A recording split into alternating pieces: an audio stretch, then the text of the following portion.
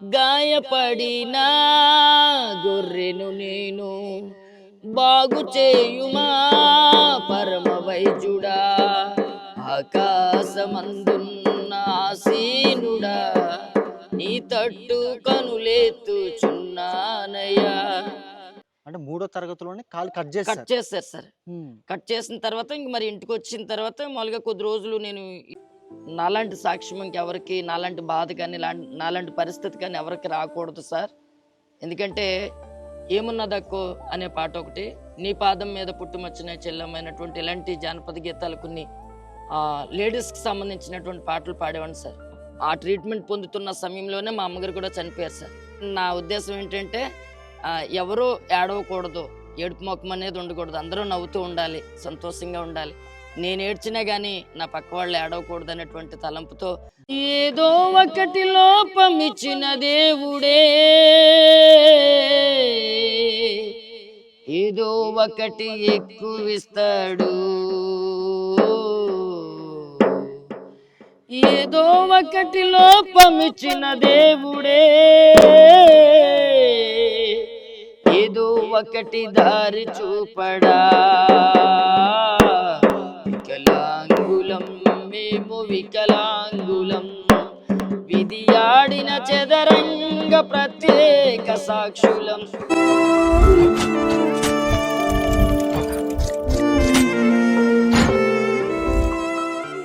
Praise the lord.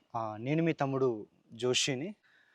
దేవుడిచ్చిన దర్శనం మేరకు నాకు ఇచ్చిన ఈ తలంపు ఏంటంటే, మరుగున పడిన సాక్ష్యాలు మీ ముందుకు తేవాలి. ఎంతో భారమైన సేవ, అడవుల్లోనూ కొండల్లోనూ అనేకమైన మారుమూల పల్లెటూరుల్లోనూ సేవ చేస్తున్న వారిని, అటువంటి యథార్థమైన సేవకుల్ని, వారి జీవితంలో జరిగిన ఈ సాక్ష్యాల్ని మీ ముందుకు తేవడానికి నాకెంతో ఆసక్తి. ఎందుకనంటే అనేక మంది విశ్వాసులు బలపడతారు, అనేక మంది పాస్టర్లు సత్యాన్ని ఇంకా కొంతమంది తెలుసుకుంటారు, ఇంకా ఏ విధంగా నడుచుకోవాలో. నిజంగా ఒక మాట చెప్పాలంటే, ఒక తుని పక్కన ఒక మారుమూల పల్లెటూరు కొండల దగ్గర ఒక అడవి ప్రాంతాల్లో వచ్చాను. ఈ బ్రదర్ గారు ఏంటంటే ఒక కాలు లేదు, ఒక కాలు లేకోకుండా ఈ పల్లెటూరులో ఏ రీతిగా సేవ చేస్తున్నారో నేను ఆ బ్రదర్ గురించి తెలుసుకుంటే నాకే చాలా ఆశ్చర్యం వేసింది. ఇంకొక విషయం ఏంటంటే, అమ్మగారు కూడా వికలాంగురాలే.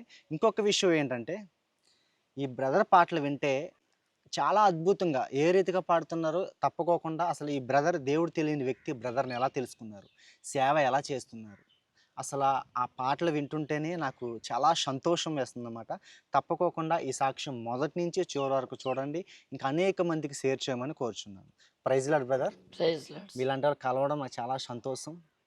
నిజంగా మీ జీవితంలో జరిగిన సాక్ష్యాన్ని దేవుడు మీరు ఎలా తెలుసుకున్నారు, అసలు కాలు మీకు ఎలా లేదు, పుట్టుకతోనే లేదా, అలా మధ్యలో లేదా, అసలు మీ సేవలోకి ఎలా వచ్చారు, అసలు మీకు ఈ యొక్క గానం, ఈ యొక్క రాగం అసలు మీకు ఇంత ఇదిగా ఎలా పాడగలుగుతున్నారు, మీ సాక్షి రూపంలో వింటున్న నాకు, చూస్తున్న వీక్షకులు పంచుకోమని కోరుచున్నాను. Praise Lord brother, praise Lord. మరి ఈ అవకాశం ఇచ్చినటువంటి మొట్టమొదటిగా దేవాది దేవునికి, అలాగే రెండోదిగా మరి నా చెల్లి ద్వారా, కుమారి చెల్లి ద్వారా, మరి జోసి బ్రదరు మరి చాలా దూర ప్రాంతాల నుంచి, మరి ఈ యొక్క మారుమూల ప్రాంతాల్లో నర్సీపట్నం, అలాగే సరుగుడు ఏజెన్సీ ప్రాంతంలో, మరి నేను నాతవరం మండలంలో, మరి అనకాపల్లి జిల్లాలో గునుపూడి అనేటువంటి చిన్న విలేజ్లో నేను పరిచయం చేస్తూ ఉన్నాను. అలాగే కొన్ని ట్రైబల్ విలేజెస్లో కూడా మరి నేను పరిచయం చేస్తూ ఉన్నాను. దానికంటే ముందు మరి నా సాక్ష్యాన్ని మరి రోజు మరి జోసెఫ్ సార్ ద్వారా మరి తెలియచేయడం అనేది నాకు చాలా సంతోషకరంగా ఉంది. ఎందుకంటే చాలా యాక్టివిటీస్ కార్యక్రమాలు నేను చేస్తూ ఉన్నాను, కానీ ఇప్పటి వరకు నేను ఎక్కడికి కనబడాలని కానీ ప్రజలకు కనబడాలని కానీ నాకు ఆలోచన లేదు. కానీ అయితే నా యొక్క సాక్ష్యం ఏంటంటే, నాలాంటి సాక్ష్యం ఇంకెవరికి, నాలాంటి బాధ కానీ నాలాంటి పరిస్థితి కానీ ఎవరికి రాకూడదు సార్. ఎందుకంటే చిన్నప్పుడే నేను స్కూల్ జాయిన్ అవ్వకముందే, నేను ఫస్ట్ క్లాస్లో ఉన్నప్పుడే మరి కాల్ ప్రాబ్లం అనేది వచ్చింది. మా ఇంటి దగ్గర ఒక గడ్డ అనేది ఒక ఉండేది, అక్కడ ఒక ముళ్ళు గుచ్చుకుని అది ఒక ఇన్ఫెక్షన్లా తయారైంది సార్. అయితే ఆ టైంలోనే మా అమ్మగారు ఉన్న టైంలోనే మా అమ్మగారు మా నాన్నగారు పొల వ్యవసాయాలు చేసుకునేవారు. అయితే మా కులదేవత నూకాలమ్మ అనేటువంటి దేవతను ఆరాధించేవారు మా నాన్నగారు మా అమ్మగారు. అయితే ఆ రీతిగా ఉంటున్నప్పుడు మా నాన్నగారు పొల వ్యవసాయాలు చేసుకునేవారు, మా పెదనాన్న మా చిన్నాన్న మా నాన్నగారు. మరి చక్కగా కలిసి ఉండేటువంటి కుటుంబాల్లో మరి చివరికి మేము కుటుంబానికి కులానికి చెట్టుబల్జీ కులం అండి, గౌడ్స్ అంటారు, చెట్టుబల్జీ అంటారు. మరి కల్లుగీత మా నాన్నగారు కల్లుగీత వ్యాపారం చేసుకునేవారు, అలాగే వ్యవసాయం కూడా చేసేవారు. మరి అయితే మేము చాలా కష్టాల పరిస్థితి. నేనేంటంటే ఈ కాలు ఎప్పుడైతే నాకు ఈ ప్రాబ్లం వచ్చిందో మరి మా నాన్నగారు చాలా చదువులేదు కానీ నా కాలు కొరకు చాలా ప్రయత్నాలు చేశారు. విశాఖపట్నం మొదలుకొని అటు కృష్ణా జిల్లా, తణుకు, రాజమండ్రి, కాకినాడ, విశాఖపట్నం ఈ మారుమూల ప్రాంతాలన్నీ కూడా అనేక హాస్పిటల్కి తిప్పి అనేక వ్యయ ప్రయాసాలు ఆ రోజుల్లోనే మరి 1996, 94, 95 ప్రాంతాల్లోనే నా కొరకు చాలా కష్టపడ్డారు సార్. అప్పుడు మీ వయసు ఎంత బ్రదర్? అప్పుడు నా వయసు 6-7 సంవత్సరాలు సార్. చిన్నపిల్లోడు? చిన్నోండి సార్.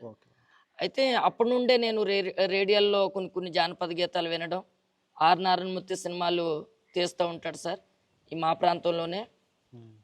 ఆయన పాటలో కొన్ని రాజ్యాంగం చట్టం అంటూ రంకిలేసి దూకుతారు పోలీసు అన్న పాట, ఏమున్నదక్కో అనే పాట ఒకటి, నీ పాదం మీద పుట్టుమచ్చిన చెల్లమైనటువంటి ఇలాంటి జానపద గీతాలు కొన్ని లేడీస్కి సంబంధించినటువంటి పాటలు పాడేవాడిని సార్. ఈ సందర్భంలో ఏమైందంటే నాకు ఈ కాలు ఇట్లాగా ఎక్కువగా కాలు అది ఓవర్ అయిపోవడం, 1/1 అలాగ పైకి ఎక్కుతూ ఉండడం, ఈ కాళ్ళు బాగా ఓవర్ అయిపోతూ ఉండేది సార్. నాన్నగారేమో నన్ను అక్కడ హాస్పిటల్లో ఉంచి, అంటే ఎవరికైనా హాస్పిటల్లో వారం రోజులు, 2 వారాలు, 3 వారాలు ఉంటుంది సార్. నాకు అలాగే సార్, మామూలుగా సంవత్సరంలో 6 నెలలు హాస్పిటలే సార్. అలాంటి కష్టమైన పరిస్థితి ఉండేది సార్. ఒక ముళ్ళు గుచ్చుకుంది. అవును అంటే సార్. ఆ ముళ్ళు ఏమవుదలే అని చెప్పి అనుకున్నారు. అనుకుని కానీ అది లోన తినుకుంటూ ఒక పుండులాగా పైకి వచ్చేస్తుంది. దుమ్ముకి తగిలి అది బోన్ ఇన్ఫెక్షన్ అయిపోయింది సార్ కాలు మొత్తం కూడా. అది మీకు తెలియలే, ముళ్ళే అనుకున్నారు? అవును సార్. అంటే మా నాన్నగారు ఎవరో చదువుకోలేదు సార్. మా నాన్నగారికి చదువు లేదు, మామూలుగా వాళ్ళు మామూలుగా పల్లెటూరులో ఉండేవాళ్ళు కాబట్టి అంత మాకు ఇక్కడ నుండి కోటనందూరు వెళ్ళాలన్నా, తుని వెళ్ళాలన్నా చాలా కష్టమైన పరిస్థితి సార్. ఆ రోజులు ఎడ్ల బళ్ళు అవి ఉండేది సార్, మామూలుగా ఏ ఆటోలు ఏవి లేవు. ఇక్కడ అల్లిపూడి ఏరు దాటుకొని అవతలకి వెళ్ళాలి సార్ ఒక వెళ్ళాలంటే. అంత క్లిష్టమైన పరిస్థితుల్లో ఆ రోజుల్లో మా నాన్నగారు చాలా వ్యయ ప్రయాసాలు వేసి నాకు ఈ కాలు బాగు చేయాలి, చెట్లు ఎక్కాలి, కళ్ళు గీయాలి, మేము ఆ వ్యాపారం చేసుకోవాలనేటువంటి ప్రయత్నాల్లో మరి మొక్కని దేవత అంటూ లేదు, మొక్కని దేవుడు అంటూ లేడు సార్. మా కులదేవత నూకాలమ్మ కానివ్వండి, ఇటు అన్నవరం సత్యనారాయణ కానీ, అటు మామూలుగా సింహాచలం కానీ, ఇలాగే చాలా మంది దేవతల్ని దేవుళ్ళని పూజించేవారు సార్. మీ సాంప్రదాయ ప్రకారం మీరు నడుచుకుంటూ ఈ విధంగా మా నాన్నగారు తీసుకెళ్ళడం, మహాశివరాత్రికి తీసుకెళ్ళి ఇంకా ప్రతి దిక్కులు కూడా పుట్ట దగ్గర కానీ, చెట్టు దగ్గర కానీ, మా హిందూ సాంప్రదాయాల ప్రకారంగా గుండు కొట్టించడం మా నాన్నగారు ఇట్లాగన్నీ చేసేవారు సార్. ఆ ట్రీట్మెంట్ పొందుతున్న సమయంలోనే మా అమ్మగారు కూడా చనిపోయారు సార్. నేను ఆ టైంలోనే 6-7 సంవత్సరాలు ఆ టైంలోనే ఇంకా నాకంటూ పట్టించుకునే పరిస్థితి ఎవరు లేరు సార్. ఎవరైనా చూస్తారని అనుకుంటే కనీసం అప్పట్లోనే మా అన్నయ్య గారికి వివాహం అయిందండి, కానీ ఇంటికి వచ్చినా కూడా నన్ను పట్టించుకునే వాళ్ళు ఎవరు లేరు సార్. అయితే హాస్పిటల్లోనే ఉంటూ అక్కడ పెట్టిన భోజనం తింటూ మా నాన్నగారు ట్రీట్మెంట్ పొందించేవారు సార్ అక్కడ. అయితే నాకు లాంటి దయనీయమైనటువంటి స్థితి, అంటే 3 పరిస్థితులను ఎదుర్కోవాల్సి వచ్చింది సార్ ఆ సమయంలోనే.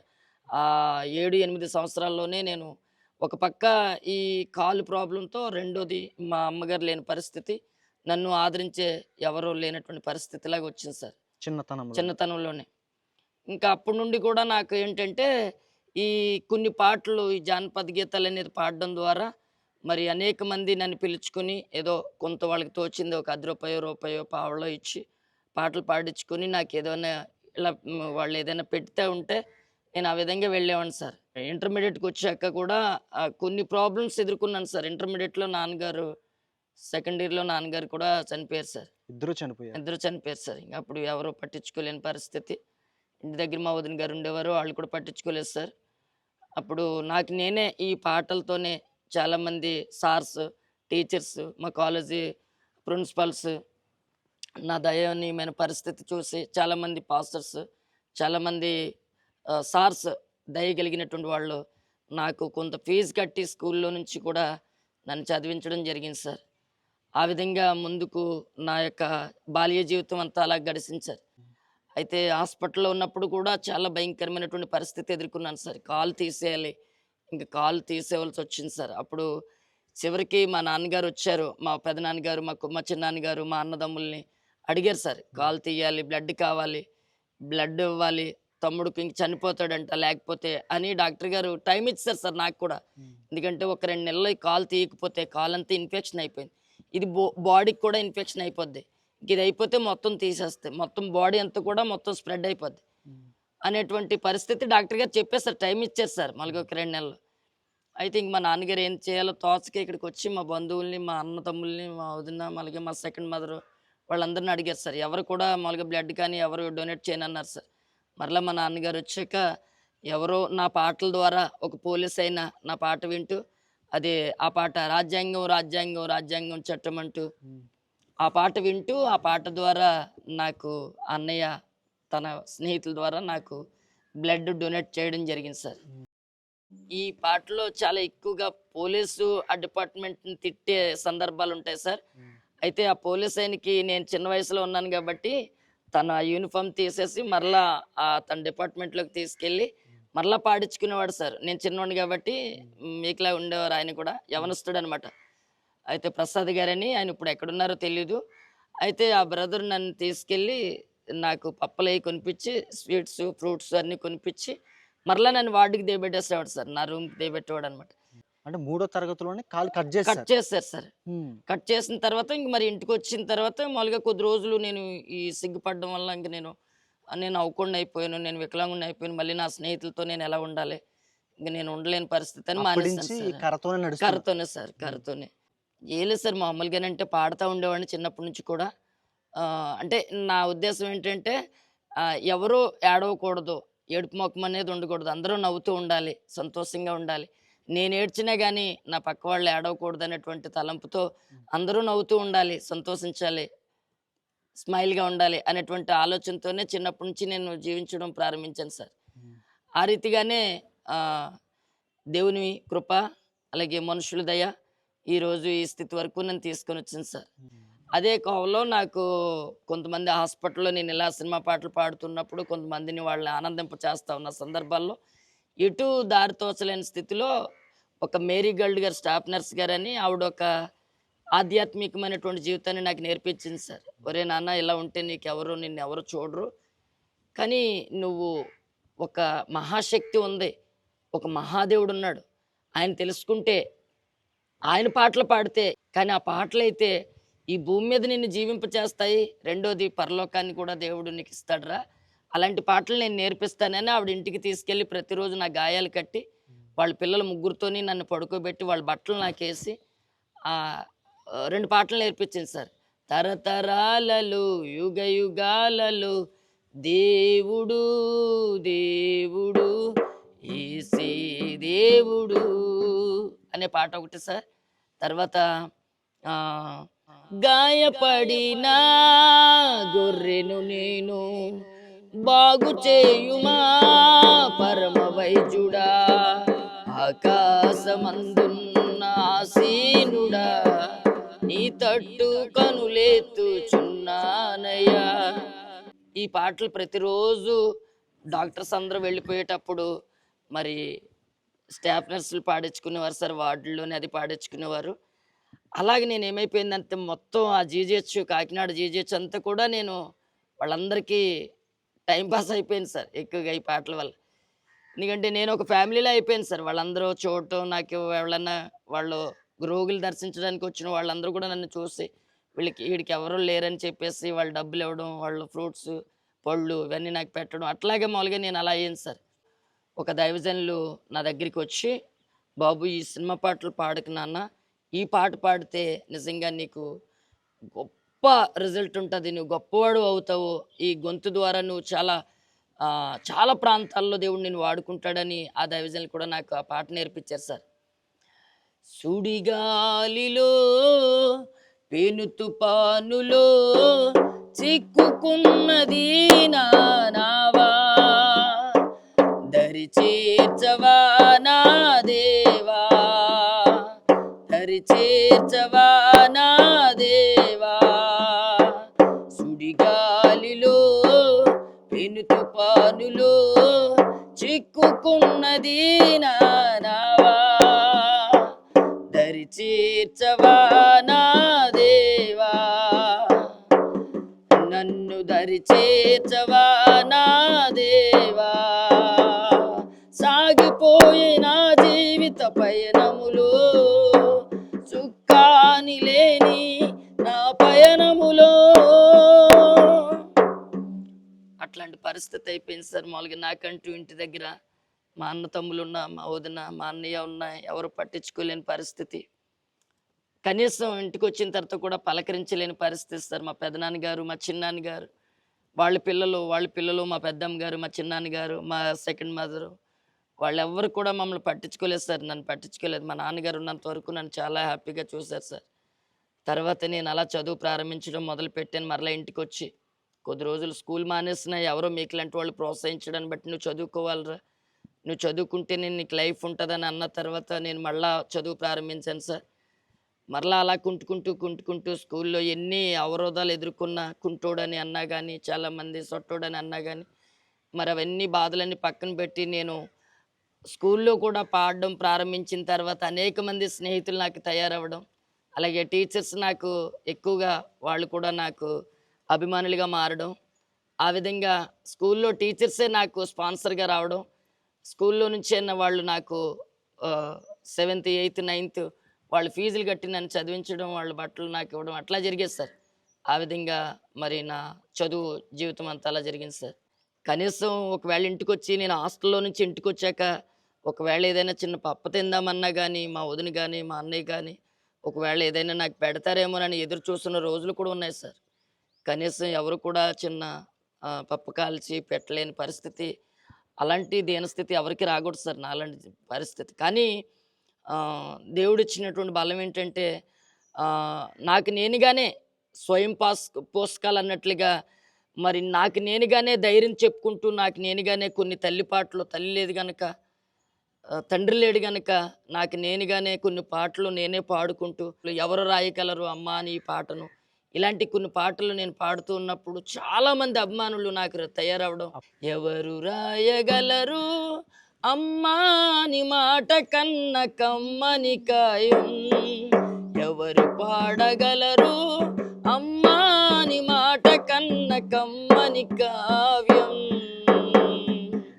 ఇలాంటివి కొన్ని సందర్భాల్లో అంటే నా జీవితానికి సంబంధించినటువంటి పాటలు నేను ఎంచుకొని పాడుతూ ఉన్నప్పుడు మరి చాలామంది నా సొంత వారు నన్ను విడిచిపెట్టినా కానీ, నా కుటుంబీకులు నన్ను విడిచిపెట్టినా కానీ, మరి అన్నీ ఉన్నప్పుడు మేమంతా బాగున్నప్పుడు మా పెదనాన్న కుటుంబాలు, మా చిన్నాన్న కుటుంబాలు, మా కుటుంబాలు అన్నీ కూడా మా దగ్గరికి వచ్చి మమ్మల్ని మా ఇంటి దగ్గర తినేవాళ్ళు, మా ఇంటి దగ్గర పట్టుకెళ్ళేవాళ్ళు. కానీ నేనంటూ హాస్పిటల్లో ఉన్నప్పుడు, నేనంటూ రోగిగా ఉన్నప్పుడు కనీసం నన్ను పలకరించేవాడు ఎవరు కూడా లేరు సార్. ఈ 3 ప్రాబ్లమ్స్ కూడా నేను ఫేస్ చేసుకుంటూ రావడం జరిగింది సార్. 1 నేను హ్యాండిక్యాప్డ్గా ఉండడం, 2 కుటుంబంలో ఎవరు పట్టించుకోకపోవడం, 3 ఆర్థికంగా నన్ను ఎవరు కూడా పట్టించుకోకపోవడం జరిగింది సార్. అయితే నేను ఆ టైంలోనే మరి ఇంటి దగ్గర మా నాన్నగారు కూడా, మా అన్నదమ్ములు ఎవరు మరి నాన్నగారు అప్పుడు ఉన్నప్పుడే మరి నేను ఒక హాస్టల్కి నేను ఒక లెటర్ పెట్టుకున్నాను సార్. నేను ఇలాగ చదువుకోవాలండి, నాకు అమ్మ లేదు, ఎవరు లేరు అన్నప్పుడు ఒక సోషల్ వెల్ఫేర్ హాస్టల్లో నేను చదవడం ప్రారంభించాను సార్. తర్వాత ఇంక అక్కడ నుంచి 7th క్లాస్ వరకు మా విలేజ్లో చదివాను సార్. తర్వాత 8th వికలాంగుల హాస్టల్లో చదివాను సార్ విశాఖపట్నం. తర్వాత 9th 10th కేడిపేటలో చదివాను సార్. తర్వాత ఇంటర్మీడియట్ మళ్ళీ విశాఖపట్నం చదివాను సార్, మద్దిలపాలెం కృష్ణ కాలేజీలో చదివాను సార్. తర్వాత డిగ్రీ యలమంచిలో చదివాను సార్, అనకాపల్లి జిల్లాలో. తర్వాత బీఈడి మళ్ళీ మాకు ఇక్కడ మదర్లోనే కోటనందూరు మదర్లోనే బీఈడి చదివాను సార్. బీఈడి వరకు చదివాను సార్. అసలు దేవుడు మీ జీవితంలోకి ఎలా వచ్చారు బ్రదర్ అసలు? అదే సార్, అంటే అప్పుడు నేను హాస్పిటల్లో నేను ఆ పాటలు పాడేవాడిని కదా సార్. ఆ పాటలు పాడుతున్నప్పుడు మేరీ గోల్డ్ గారు అనేటువంటి స్టాఫ్ నర్స్ గారండి, ఆవిడకి 3 పిల్లలండి, ఒక బాబు 2 పాపలు అనమాట. మొట్టమొదటిగా ఆత్మీయ జీవితాన్ని నాకు నేర్పించింది ఆవిడే సార్. ఎందుకంటే వాళ్ళ యజమానుడు ఒక రోగిని తీసుకొచ్చి నువ్వు ఇంట్లో స్నానం చేయించి మన పిల్లలతో పడుకోబెడుతున్నావు ఏంటి అని అన్నప్పుడు ఆవిడ ప్రతిరోజు కుటుంబ ప్రార్థనలో నన్ను నడిపించేస్తారు. అంటే పగలంతా ఉండి ఆవిడ డ్యూటీతో పాటు ఉండి నైట్ ఆవిడతో పాటు తీసుకెళ్ళిపోయేస్తారు వాళ్ళ ఇంటికి హాస్పిటల్లో. ఆ బెడ్ ఆవిడ ఇక్కడికి అందాక ఉంచి, ఇంత కాకినాడ జీజీహెచ్ కాబట్టి చాలా ఎక్కువగా ఉంటుంది కాబట్టి ఇది మా అబ్బాయిదమ్మా అలాగని చెప్పేసి నర్స్ గారు మరలా రాత్రి వాళ్ళ ఇంటికి తీసుకొచ్చి వాళ్ళతో పాటు భోజనం నాకు పెట్టించి వాళ్ళ కుటుంబ ప్రార్థనలో ఈ పాటలు నేర్పించేస్తారు. ఆ విధంగా నేను క్రీస్తు ప్రేమ అంటే ఇలా ఉంటుందా, అంటే క్రైస్తవులు అంటే ఇలా ఉంటారా అని నేను అనుకున్నాను సార్. ఆ చిన్న వయసులోనే ఆ పిల్లలు ఉంటుండగానే, ఆ పిల్లలతో ఉంటుండగానే నా పుండు కడిగి కట్టు కట్టి మరలా నాకు వాళ్ళ పిల్లలు బట్టలేసి మామూలుగా నాకు ఈ పాటలు నేర్పించేది సార్.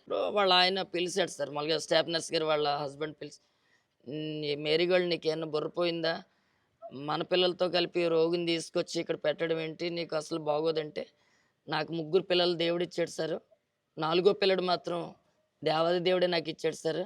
ఆడికి ఎవరు లేరు, నేనన్నా చూడాలంటే ఆడికి అమ్మ లేదు. నాన్నగారు ఉన్న పల్లెటూరులో ఎక్కడో, ఆయన చదువు లేనటువంటి వ్యక్తి అండి.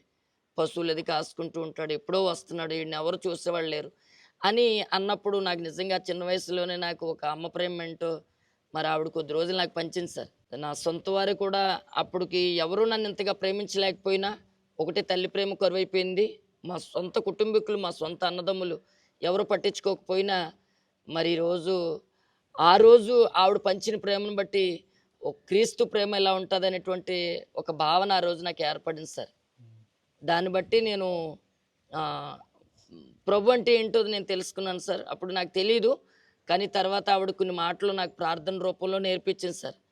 నాన్న ఇలా ప్రార్థన చేసుకోవాలి, ఇలా పాటలు పాడాలి, నువ్వు ఇలా ఎదగాలి, నువ్వు మోకరించి ప్రభు అని రక్తాన్ని నా మీద చిందించు ప్రభు అని. చివరికి నాకు ఆపరేషన్ చేసేటప్పుడు ఆవిడ కూడా, మరి నా కుటుంబీకులు ఎవరు బ్లడ్ డొనేట్ చేయకపోతే, మా సెకండ్ మదర్ కానీ, మా అన్నయ్య కానీ, మా వదిన కానీ, మా బంధువులు కానీ, మా పెదనాన్న చిన్నాన్న వాళ్ళు కానీ ఎవరు చేయకపోతే, మరి ఆవిడే నాకు ఒక బాటిల్, ఒక ప్యాకెట్ బ్లడ్ ఆవిడ డొనేట్ చేశారు సార్. తర్వాత ఈ పోలీసు నా పాట విన్నాడని చెప్పేసి అన్నాను కదా సార్, ఆయన కూడా అదే సమయానికి దేవుడు నా దగ్గర పంపించాడు సార్. ఎవరో తెలియదు, ఆయన వెళ్ళిపోయాడు ట్రాన్స్ఫర్. కానీ మరలా నేను అదే దెమ్మ మీద కూర్చొని నేను ఏదో పాట పాడుకుంటున్న టైంలో మళ్ళీ ఆయన కనిపించాడు సార్, ఒక దేవుని రూపంలోనే వచ్చినట్లుగా వచ్చి, నేను ఎవరో గుర్తుపట్టేవా తమ్ముడు అన్నాడు. అంటే లేదని అన్నాను. నేను వేరే మళ్ళీ మా అమలాపురం వెళ్ళిపోయిన తమ్ముడు, నేను ఇక్కడ ప్రసాద్ అప్పుడు నేను పాటలు పాడించుకునేవాడిని కదా, నువ్వు ఇక్కడే ఉన్నావా ఇంకా అని అన్నాడు సార్. అప్పటికే 6 నెలలు ఏడైపోయింది సార్ ఆయన వెళ్ళిపోవడం. అయితే ఆయన కూడా నేను ఇలా ఉన్నాను అన్నయ్య, నేను ఈ పరిస్థితిలో ఉన్నాను అన్నయ్య, నన్ను ఎవరు పట్టించుకోలేదని, నాకు కాల్ తీసేస్తానంటున్నారు అన్నయ్య, కాల్ తీసేస్తానంటే మరి మా నాన్నగారు ఒప్పుకోలేదు, కానీ నాకు ఇప్పుడు బ్లడ్ కావాలన్నయ్య, నాకు బ్లడ్ ఇచ్చేవాళ్ళు కూడా ఎవరు లేరని అంటే, అరే అంత కష్టంలో ఉన్నావా, సరే తమ్ముడు అయితే అలాగని చెప్పేసి ఆయన మరలా సెలవు పెట్టుకుని నా దగ్గరికి వచ్చి బ్లడ్ ఇవ్వడానికి వాళ్ళ బ్రదర్ని కూడా తీసుకొని వచ్చి నాకు ఆపరేషన్ టైంలో ఆయన అంతగా సాయం చేస్తారు సార్. ఎవరో తెలియదండి ఆయన ఎవరు. మీరు ఇలా సేవకు రావడానికి గల కారణం ఏంటండి? ఇంత బీఈడీ వరకు కూడా చదువుకున్నారు. అవును సార్. ఇప్పుడు వికలాంగులు అంటేనే ముందుగా జాబ్ వస్తుంది. అవును సార్. బ్లైండ్ పీపుల్ కానీ, వికలాంగులు కానీ అవును సార్. కొంచెం వాళ్ళకి ముందు ప్రయారిటీ ఇస్తారు జాబ్స్. అవును కానీ సార్. జాబ్ చేయకోకుండా మీరు బీఈడీ వరకు చదివి ఈ సేవలోకి రావడానికి గల కారణం ఏంటి బ్రదర్? అయితే మా నాన్నగారు ఒకటే నేర్పించారు సార్. ఏంటంటే మా నాన్నగారు బ్రతుకున్నప్పుడు నేను పెద్దవాళ్ళ దగ్గర కూర్చొని చాలా విషయాలు, పెద్దవాళ్ళ అనుభవాలు నేర్చుకునేవాడిని సార్. నాకు చిన్నప్పటి నుంచి ఉన్నటువంటి ఆసక్తి ఏంటంటే, పెద్దవాళ్ళు ఏదైనా చెప్తే అది నేను నేర్చుకునేవాడిని సార్. అయితే మా నాన్నగారు కూడా ఏం చెప్పేవారంటే, కొద్ది ప్రాక్టికల్గా మేము మా కులానికి చెట్టుబల్జీ కాబట్టి మేము చేపలు, అలాగే మామూలుగా కొన్ని శాట్లు అవన్నీ చేస్తాం సార్, అల్లుతాం సార్. అది కొంతమంది దగ్గరికి, అగ్రవర్ణాల దగ్గరికి తీసుకెళ్ళి ఇచ్చేటప్పుడు ఏంటంటే, వాళ్ళు ఏదైనా పాసుపోని ఏదైనా పెట్టినా నేను తీసుకొచ్చి ఇచ్చేవాడిని సార్. అప్పుడు మా నాన్నగారికి ఇస్తున్నప్పుడు మా నాన్నగారు ఒకటి చెప్పారండి, బాబు ఏదైనా ఒకవేళ పాసిపోయింది ఎవరైనా పెట్టినా అది తీసుకొచ్చి మనం పారేయాలి తప్ప మనం వద్దని అనకూడదు. అదొకటి, మనం ఎవరికైనా పెట్టినప్పుడు మంచిది పెట్టాలి అనే ఇలాంటి విషయాలు, కొన్ని మంచి విషయాలు నేర్పించేవారు సార్. వేడివేడిగా ఉన్నది ఇతరులకు పెట్టాలి, మంచిది ఇతరులకు పెట్టాలి, పాసిది మనం తినాలి అనేటువంటి విషయాలు కొన్ని మా నాన్నగారు నేర్పించారు సార్. అదొకటి. తర్వాత ఏంటంటే ఈ కొన్ని విషయాలు నేను వికలాంగుడిగా నేను చాలా ఫేస్ చేశాను సార్ మామూలుగా చదువుకున్న రోజుల్లో. ఎందుకంటే ఎవరు పట్టించుకునేవారు కాదు. తర్వాత ఒక పాట కూడా నేను పాడేవాడిని సార్ ఆ రోజుల్లో. నేను ఇంటర్మీడియట్ టైంలో ఏదో ఒకటి లోపం ఇచ్చిన దేవుడే ఏదో ఒకటి ఎక్కివిస్తాడు. అందులు, అలాగే వికలాంగులు, అనాథులు, అదే డఫ్ అండ్ డమ్ము వాళ్ళ మధ్యలోనికి వెళ్ళి వాళ్ళకి కొంత ప్రోత్సాహంగా, అంటే నేను పడుతున్న ఈ బాధలు ఇంకొకరు పడకూడదని ఒక పాట మేము రాసుకొని ఆ పాట నేను వాళ్ళ దగ్గర పాడుతూ ఉండేవాడిని సార్. ఏదో ఒకటి లోపం ఇచ్చిన దేవుడే ఏదో ఒకటి ఎక్కువిస్తాడు, ఏదో ఒకటి లోపం ఇచ్చిన దేవుడే ఏదో ఒకటి దారి చూపడా. వికలాంగులం మేము వికలాంగులం, విధియాడిన చదరంగ ప్రత్యేక సాక్షులం, విశ్వమాత వడిలో నా ముద్దు బిడ్డలం, విశ్వమాత వడిలో నా ముద్దు బిడ్డలం. నీతోటి వారు పరుగు పరుగును ఉరకలు వేస్తుంటే నీకు పరుగులు తీయాలని కోరిక గుండెల్లో కలిగింది. నీ కన్న తల్లి వారిని చూచి చిన్నబోయింది, నిన్ను వెన్ను మీద పెట్టుకుని మోసుకుపోతుంటే. నీతోటి వారు పరుగు పరుగును ఉరకలు వేస్తుంటే నీకు పరుగులు తీయాలని కోరిక గుండెల్లో కలిగింది. నీ కన్న తల్లి వారిని చూచి చిన్నబోయింది, నిన్ను వెన్ను మీద పెట్టుకుని మోసుకుపోతుంటే. ఏదో ఒకటి లోపమిచ్చిన దేవుడే, ఏదో ఒకటి దారి చూపడా. వికలాంగులం మనము వికలాంగులం. ఈ విధంగా నేను చాలామంది మరి అంధులు, వికలాంగులు, అనాథులు, వృద్ధాశ్రమాలు వాళ్ళ దగ్గరికి వెళ్ళి ఇలాగ వాళ్ళని బలపరుస్తూ మానసికంగా వారిని ఇంకా మరి మీరు ధైర్యంగా ఉండాలనేటువంటి విషయాన్ని నేను చిన్ననాటి నుంచి కూడా ఈ నేను పడ్డ కష్టాలు ఇతరులు పడకూడదని మరి ఈరోజు కొన్ని విషయాలు నేను నేర్చుకుంటూ తర్వాత నేను ఉద్యోగం చేయాలి, ఉద్యోగం చేస్తూ కొంతమంది అనాథలను పెంచాలి, అనాథలను చూడాలి, లేకపోతే వృద్ధులను చూడాలి, ఒక ఆశ్రమం కట్టాలి అనేటువంటి ఆలోచనతో నేను ఉండేవాడిని సార్.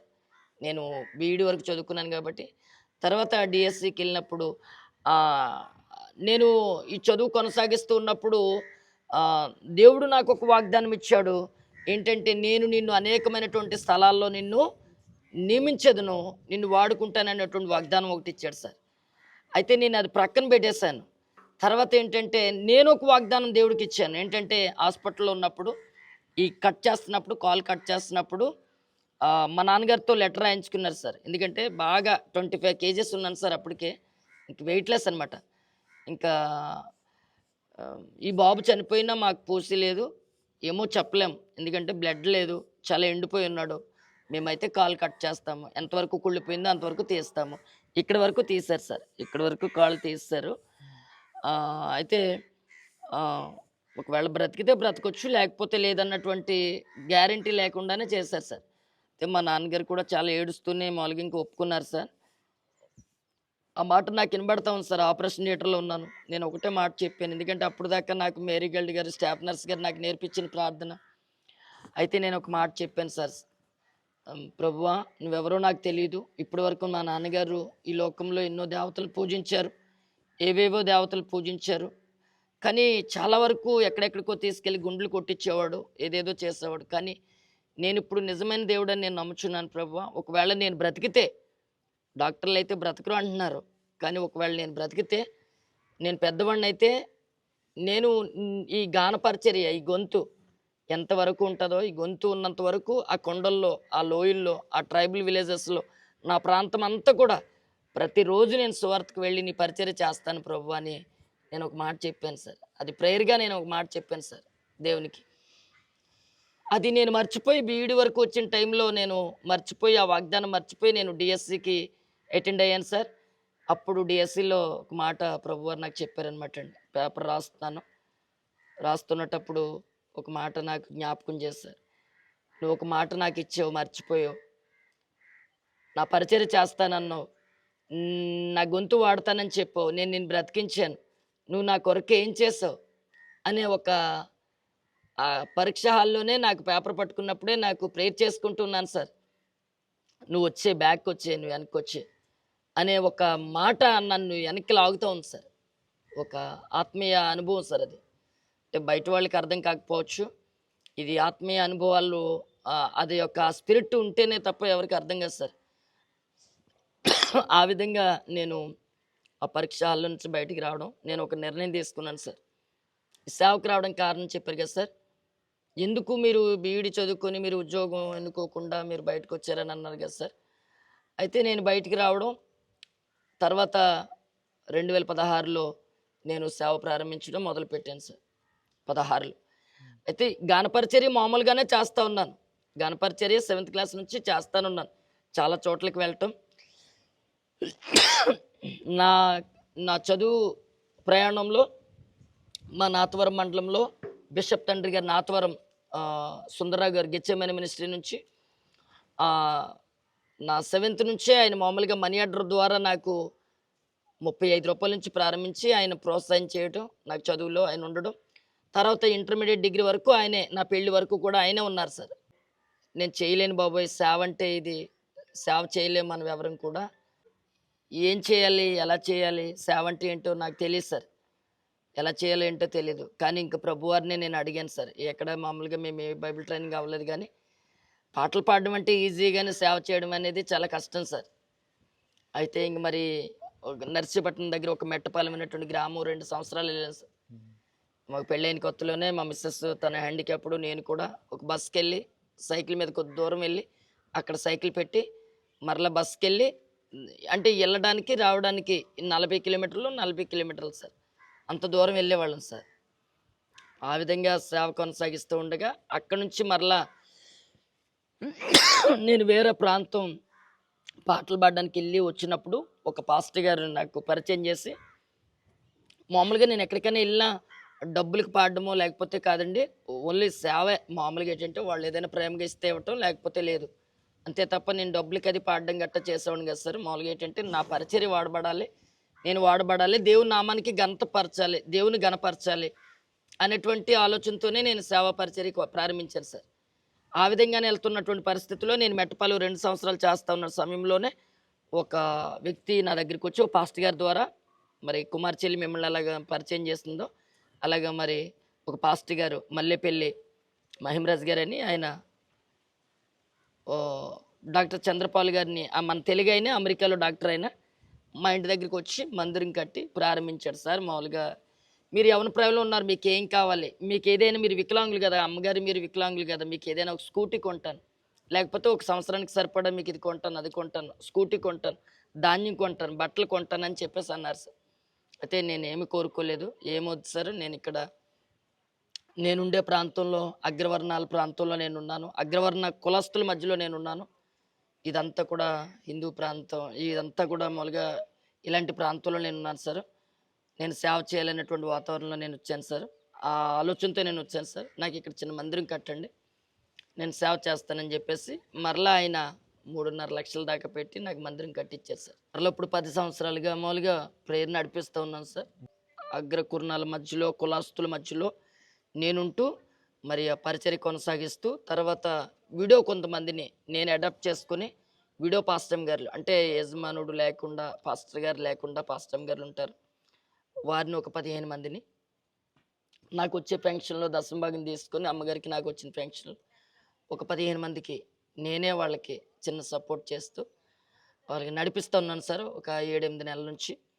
తర్వాత ఒక 3 సంవత్సరాలుగా blinds and physical handicappeds and blind sir, blind pastors, కళ్ళు కనిపించలేనటువంటి పాస్టర్ గారిని, అంటే మనం పెట్టకపోయినా పెట్టి ఇల్లన్నా చూపించాలంటారు కదా సార్, ఆ రీతిగా కొంతమందిని, ఒక 15 మంది ఈ దివ్యాంగులైనటువంటి పాస్టర్ గారిని నేను కూడా అడాప్ట్ చేసుకొని, మీకు లాంటి వారు ఎవరైనా ఉంటే వాళ్ళని తీసుకెళ్ళి పాస్టర్ గారిని ప్రేయరు, ప్రార్థన, వాక్యం, ఆ రీతిగా వాళ్ళని సపోర్ట్ చేస్తూ వీళ్ళకి ఏమన్నా ప్రోత్సాహాన్ని ఇప్పిస్తూ అలా ముందు కొనసాగిస్తూ ఉన్నాను సార్. అలాగే మా విలేజ్లో కూడా మన చర్చికి ముందు మరి కాకినాడలో ప్రవీణ్ చక్రవర్తి గారి సహాయంతో ఒక బోర్ కొట్టించి ఒక 5-6 కమ్యూనిటీలకి సార్, కొన్ని కులస్తుల మధ్యలో వాళ్ళకి మంచినీరు లేకపోతే అక్కడ నీళ్లు కూడా ఇప్పించి, మరలా ఒక ట్యాంక్ కట్టి, మీరు ఇప్పుడు చూస్తారు సార్ ఆ ట్యాంక్ కూడా, ఆ ట్యాంక్ కట్టించి ఒక 1000 లీటర్ల ట్యాంక్ కట్టించి అక్కడ ప్రజలకి ఆ విధంగా సోషల్ యాక్టివిటీస్ సార్. అలాగే నిరాశ్రయాల మధ్యలోకి నేనే వెళ్తూ ఉంటాను. మా గ్రామంలో అమ్మ నాన్న ఎవరు లేకుండా ఉంటారు సార్, పేటల్లో, వాళ్ళ దగ్గరికి వెళ్ళి ఏమన్నా నాకున్న కాడికి వాళ్ళకి వస్త్రాలు ఏదో ఒక విధంగా నేను ఆ విధంగా చేస్తూ ఉంటాను సార్. మరి ప్రజెంట్ మాకున్నటువంటి ఆధారం ఏంటంటే, నేను ఏ మినిస్ట్రీలతో పనిచేయలేదు సార్. ఇండివిజువల్గానే మాకు వచ్చిన పెన్షన్, అమ్మగారికి వచ్చిన పెన్షన్, పాస్టర్ అమ్మగారికి 2 కాళ్ళు కూడా పోలియో సార్, 2 కూడా అమ్మగారికి. మరి నేను ఒక్క కాలుతోనే మరి సైకిల్ అయినా తొక్కుతాను, లేకపోతే స్కూటీతోనైనా మరి మారుమూల ప్రాంతాలకు వెళుతూ ఈ విధంగా పరిచయం చేస్తూ ఉంటాను సార్. ఈ విధంగా నేను ముందుకు కొనసాగడం జరుగుతూ ఉంది సార్. డిగ్రీ సెకండ్ ఇయర్లోనే నాకు మ్యారేజ్ సెట్ అయింది. ఈ అమ్మాయితో రంగంపేట మండలము చండ్రేడ్ రాయవరంలో ఈ అమ్మాయి నాకు కుదిరిందనమాట అండి. ఒక పక్క చదువుకోవాలని ఉంది, ఒక పక్క వివాహం. అయితే మరలా మా నాతవరం మండలం అనకాపల్లి జిల్లా ఒక కస్తూర్బా స్కూల్కి నేను పాట పాడడానికి వెళ్ళినప్పుడు ఎంఈఓ సార్ ఆ పాటకు ఆకర్షించబడి, మా నాతవరం మండలం ఎంఈఓ అమృత్ కుమార్ గారు ఆయన ఆకర్షించబడి పేపర్లో వేసాడనమాట. చదువుకోవాలని ఉంది కానీ సరస్వతి లక్ష్మి కటాక్షం లేదని ఒక టైటిల్ పెట్టి పేపర్ స్టేట్మెంట్ ఇచ్చారు సార్. అయితే అప్పుడు చదువుకోవడానికి డబ్బు లేదు కానీ ఈడు చదువుకోవాలని ఉందని ఒక పేపర్ స్టేట్మెంట్ ఇచ్చారు సార్. అప్పుడు ఎవరు ముందుకు రాకపోతే మరలా ఆయనే వచ్చి, రే నూకరాజు, నా పేరు పాత పేరు నూకరాజు, ఇప్పుడు డిఎన్ఆర్ జాషువాగా పిలువబడుతూ ఉన్నాను నేను రక్షణ పొందుకున్న తర్వాత. అరే నూకరాజు నువ్వు చదువుకో అని మళ్ళీ degree second year, final year, BEd ఆయనే చదివించారు సార్. మేనేజ్మెంట్ కోటాలో 80,000 పెట్టి ఆయనే సీట్ కొని నన్ను చదివించారు సార్. మరలా భార్య పిల్లలతో ఉన్నానని మరలా నాకు రైస్ పంపించి ఎంఈఓ సార్ మా అమృత్ కుమార్ గారు సార్, ఆ విధంగా మరి ఆయనకి నేను నిజంగా అనేక రీతిలుగా నేను రుణపడి ఉన్నాను. ఆయన పేరే మా అమ్మాయికి పెట్టుకున్నాను సార్, అమృతవల్లి అని. ఆయన అమృత్ కుమార్ గారు ఈ రీతిగా. అలాగే సేవకులు కూడా మన ఆంధ్రప్రదేశ్లో అనేక మంది సేవకులు నా సేవ పరిచర్యలో మరి నా చదువు టైంలో వారి వస్త్రాలు ఇచ్చేవారు, వారి సపోర్ట్ నాకు ఇచ్చేవారు, వారి సహాయం నాకు ఇచ్చేవారు. చాలామంది శర్బన్పల్లం భూషణయ్య గారు, సుందర మాస్టర్, జకరీ గారు, ఇలాగ అనేక మంది దైవజనులు మా మండలంలో చాలామంది దైవజనులు నన్ను ప్రోత్సహిస్తూ మరి నేను అవ్వకుండా అయినా కానీ ఒక పక్కన కొంతమంది కుళ్ళుకున్నా కానీ కొంతమంది నన్ను ప్రోత్సహిస్తూ ఎలాగైనా కానీ బయటికి తీసుకుని రావాలి, సేవ పరిచర్లు ఎదిగించాలనేటువంటి రీతిగా ఈ పాటలను పెట్టే నిజంగా దేవుడు నాకు ఈ స్థితి వరకు నన్ను నడిపించాడు సార్. ఇప్పుడు నేను ఈ సేవలో ఈ ఈ వీడియో పాస్టమ్ గారు, భర్త లేని పాస్టమ్ గారు, బ్లైండ్ పాస్టర్స్, వీళ్ళు ప్రతి నెల ఇలా జరగడానికి, వాళ్ళకి ఏదైనా నేను సపోర్ట్ చేయడానికి నా వెనకాల దేవుడు నాకు ఇచ్చినటువంటి గిఫ్ట్ సాటి అయిన సహాయం సార్. మా మిస్సెస్ కూడా తను వికలాంగురాలిగా ఉన్న మరి దగ్గరలో ఒక 30-40 మంది దాకా భోజనాలు రెడీ చేస్తారు సార్, ఎవరి సహాయం లేకుండా. మరి ఆ విధంగా కూడా దేవుడు నాకు ఒక అద్భుతమైనటువంటి వరాన్ని దేవుడు నాకు ఇచ్చాడు సార్ సేవలో. ఎందుకంటే సేవకుడు పని చేయాలంటే సేవకురాలు మరి సపోర్ట్ చేస్తేనే సేవా పరిచర్య మనం ఎంతైనా చేయగలుగుతాం సార్.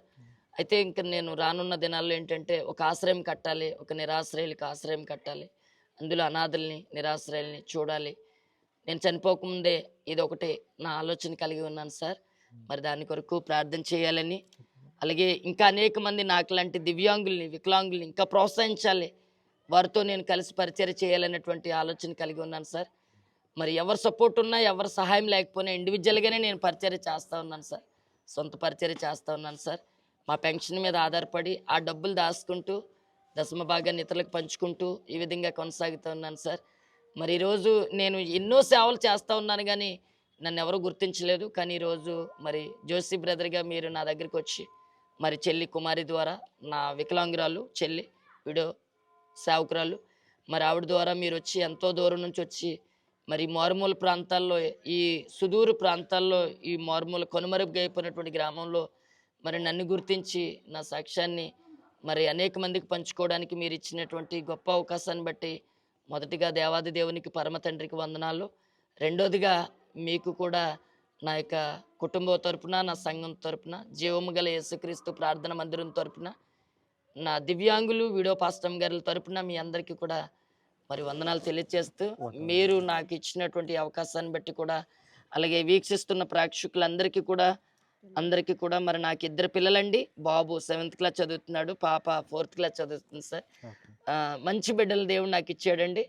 మరి ఈ విధంగా నా సేవా పరిచర్య కొనసాగుతోంది. నా కొరకు, నా సేవ కొరకు ఇంకా రానున్న దినాల్లో అనేక సేవా కార్యక్రమాలు నేను చేయాలని, నా గ్రామం కొరకు, నా ప్రాంతం కొరకు, దేశం కొరకు నిరంతరము ప్రార్థిస్తూ ఉంటాను. ప్రార్థన రిక్వెస్ట్లు కూడా నాకు చెప్పినట్లయితే నేను కూడా మీ కొరకు ప్రార్థిస్తూ ఉంటాను sir. Thank you. Praise Lord brother. Praise Lord అమ్మా. ఇప్పుడు వరకు కూడా మీ సాక్ష్యాన్ని, అద్భుతమైన దేవుడిచ్చిన స్వరాన్ని పాడుతూ మీ మాటల ద్వారా సాక్ష్యం చెప్పినందుకు ప్రత్యేకమైన వందనాలు చెల్లించుకుంటున్నాను. చూస్తున్న ప్రతి ఒక్కరు కూడా ప్రత్యేకమైన వందనాలండి. మీరు అనేక మందికి ఈ వీడియో షేర్ చేయండి. మీలో ఎవరైనా ప్రేరేపణ కలిగి ఉంటే తప్పుకోకుండా బ్రదర్ కుటుంబానికి సహాయం చేయండి. ఆ బ్రదర్‌కి కాదు, బ్రదర్ యొక్క పరిచర్యకి సహాయం చేయమని కోరుచున్నాను. మీ అందరికి కూడా ప్రత్యేకమైన వందనాలు. మరి ప్రత్యేకమైన వందనాలు. పైన మందిరం స్లాబ్ వేయాలి సార్. ఇంకా అంటే పిల్లర్స్ కట్టాం సార్, మామూలుగా స్లాబ్ వేయాలి. తప్పకుండా చూసి వాళ్ళు తప్పకుండా సహాయం చేస్తారు. అలాగే ప్రైజ్ అందరికీ వందనాలండి. మరి ఇంతవరకు నా సాక్ష్యం విన్నారు. ఇంకా చాలా ఉంది, అయితే మామూలుగా మనకి టైం లేకపోవడం వల్ల మరి కొంతగా చెప్పడం జరిగింది. దేవుని చిత్తం అయితే ఎప్పుడైనా కలిసినప్పుడు మరొకసారి ఇంకా మిగతా విషయాలు, చాలా బాధాకరమైన విషయాలు, కుటుంబం బాధ పెట్టిన విషయాలు, బంధువులు, స్నేహితులు మరందరూ బాధ పెట్టినటువంటి విషయాలు ఉన్నాయి. అవన్నీ కూడా తర్వాత మీతో పాటు పంచుకుంటూ ఉంటాను. మరి ఒక పాట పాడుకొని మరి ఈ యొక్క సమయాన్ని ముగిద్దాం. నా కోసమే బలి అయితివా, నా కోసమే వెలి అయితివా, నా స్తోత్ర గీతానికి కారణమైతివా, నా స్తోత్ర గీతానికి కారణమైతివి. నిన్ను పాడకుండా స్తుతించకుండా నేనుండలేనయ్యా నా యేసయ్యా. నిన్ను పాడకుండా స్తుతించకుండా నేనుండలేనయ్యా నా యేసయ్యా. నా కోసమే బలి అయితివా, నా కోసమే వెలి అయితివా, నా స్తోత్ర గీతానికి కారణమైతివి, నా స్తోత్ర గీతానికి కారణమైతివా. నిన్ను పాడకుండా స్తుతించకుండా నేనుండలేనయ్యా నా యేసయ్యా.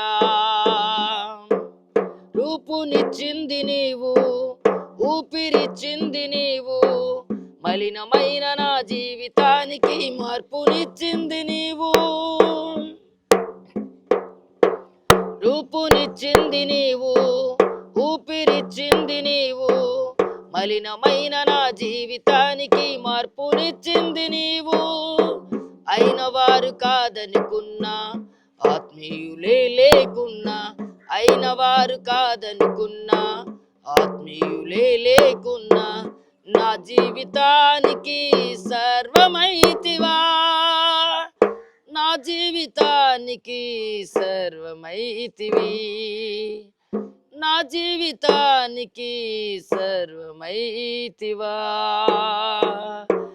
నిన్ను పాడకుండా స్తుతించకుండా నేనుండలేనయ్యా నా యేసయ్యా. నిన్ను పాడకుండా స్తుతించకుండా నేనుండలేనయ్యా